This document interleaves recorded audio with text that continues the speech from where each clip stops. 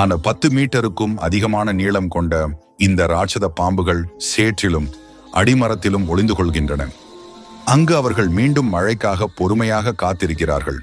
ஆனால் எச்சரிக்கையான உயிரினங்களை விட குறைவான நடவடிக்கைகளுக்காகவும் காத்திருக்கிறார்கள். அனகோண்டாக்கள் பல நாட்கள் காத்திருக்கும்.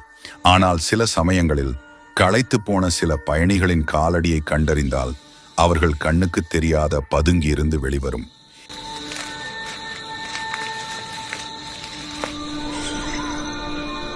இளம் கேய்மன்கள் ஒரு இளம் அனகோண்டாவுக்கு ஒரு சிறந்த வாய்ப்பாக தெரிகிறது. ஆனால் எவ்வளவு இளமையாக இருந்தாலும் ஒரு கெய்மன் ஒருபோதும் விருப்பத்துடன் வேறொருவரின் இரவு உணவாக மாறுவதில்லை. வறட்சி இருந்த போதிலும் கெய்மன்கள் நல்ல ஆரோக்கியத்துடன் உள்ளன மற்றும் தங்களை தற்காத்துக் கொள்ளும் அளவுக்கு வலிமையானவை.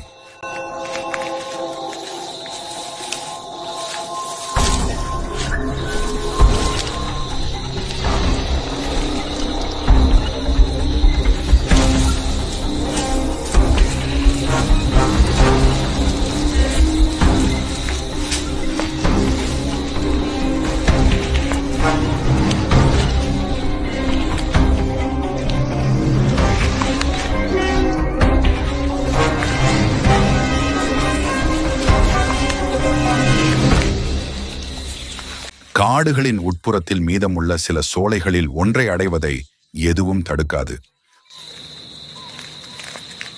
பசித்த அனகோண்டா கூட இல்லை.